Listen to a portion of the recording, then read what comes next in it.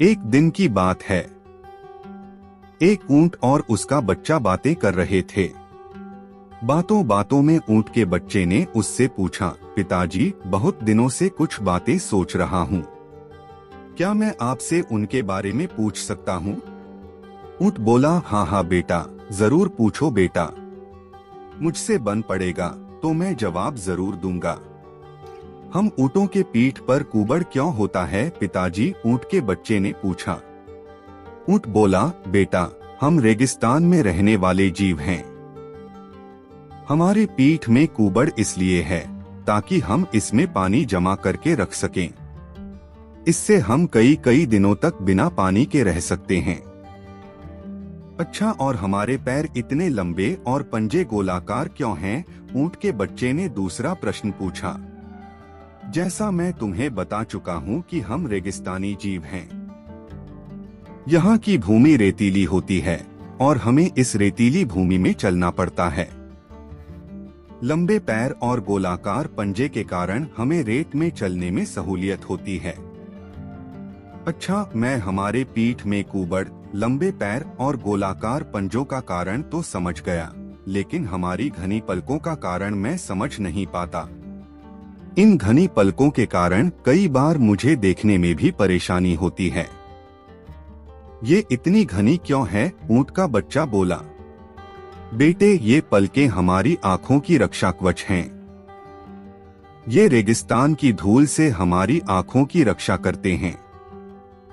अब मैं समझ गया कि हमारी पीठ में कुबड़ पानी जमा कर रखने, लंबे पैर और गोलाकार पंजे रेतीली भूमि पर आसानी से चलने और घनी पलकें धूल से आँखों की रक्षा करने के लिए है। ऐसे में हमें तो रेगिस्तान में होना चाहिए ना पिताजी? फिर हम लोग इस चिड़ियाघर में क्या कर रहे हैं? प्राप्त ज्ञान, हुनर और प्रतिभा तभी उपयोगी हैं जब आप सही जगह पर हैं, अन्यथा सब व्यर्थ है। कई लोग प्रतिभावान होते हुए भी जीवन में सफल नहीं हो पाते क्योंकि वे सही जगह, क्षेत्र पर अपनी प्रतिभा का इस्तेमाल नहीं करते। अपनी प्रतिभा व्यर्थ जाने मत दें। एक मकड़ी अपना जाला बनाने उपयुक्त स्थान की तलाश में थी। वह चाहती थी कि उसका जाला ऐसे स्थान पर हो जहां ढेर सारे कीड़े मकोड़े और मक्खियां आकर फंसे। इस तरह वह मजे से खाते पीते और आराम करते अपना जीवन बिताना चाहती थी।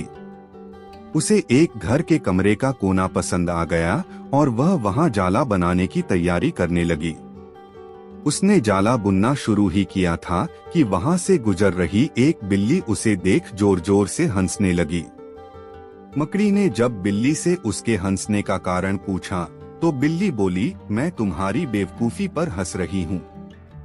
तुम्हें दिखाई नहीं पड़ता कि ये स्थान कितना साफ सुथरा है? यहाँ न कीड़े मकोड़े हैं, न ही मक्खियाँ। तुम्हारे जाले में कौन फंसेगा? बिल्ली की बात सुनकर मकड़ी ने कमरे के उस कोने में जाला बनाने का विचार त्याग दिया और दूसरे स्थान की तलाश करने लगी। उसने घर के बरामदे से लगी एक खिड़की देखी और वह वहां जाला बुनने लगी। उसने आधा जाला बुनकर तैयार कर लिया था, तभी एक चिड़िया वहां आई और उसका मजाक उड़ाने लगी। अरे, तुम्हारा दिमाग खराब हो गया है क्या? जो इस खिड़की पर जाला बुन रही हो, तेज हवा चलेगी और तुम्हारा जाला उड़ जाएगा। मकड़ी को चिड़िया की बात सही लगी। उसने तुरंत खिड़की पर जाला बुनना बंद किया और दूसरा स्थान ढूंढने लगी। ढूंढते ढूंढते उसकी नजर एक पुरानी अलमारी पर पड़ी। उस अलमारी का दरवाजा थोड़ा खुला हुआ था। वह वहां जाकर जाला बुनने लगी। तभी एक कॉकरोच वहां आया और उसे समझाइश देते हुए बोला, इस स्थान पर जाला बनाना व्यर्थ है। यह अलमारी बहुत पुरानी हो चुकी है। कुछ ही दिनों में इसे बेच दिया जाएगा। तुम्हारी सारी मेहनत बेकार चली जाएगी। मकड़ी ने कॉकरोच की समझाइश मान ली और अलमारी में जाला बनाना बंद कर दूसरे स्थान की खोज करने लगी। लेकिन इन सब के बीच पूरा दिन निकल चुका था। वह थक गई थी और भूख प्यास से उसका हाल बेहाल हो चुका था। अब उसमें इतनी हिम्मत नहीं रह गई थी कि वह जाला बना सके। थक-हार कर वह एक स्थान पर बैठ गई। वहीं एक चींटी भी बैठी हुई थी। थकी-हारी मकड़ी को देख चींटी बोली, मैं तुम्हें सुबह से देख रही हूँ।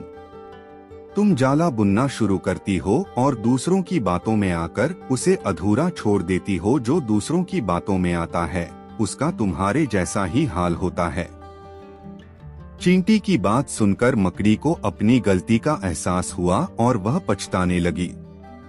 अक्सर ऐसा होता है कि हम नया काम शुरू करते हैं और नकारात्मक मानसिकता के लोग आकर हमें हतोत्साहित करने लगते हैं।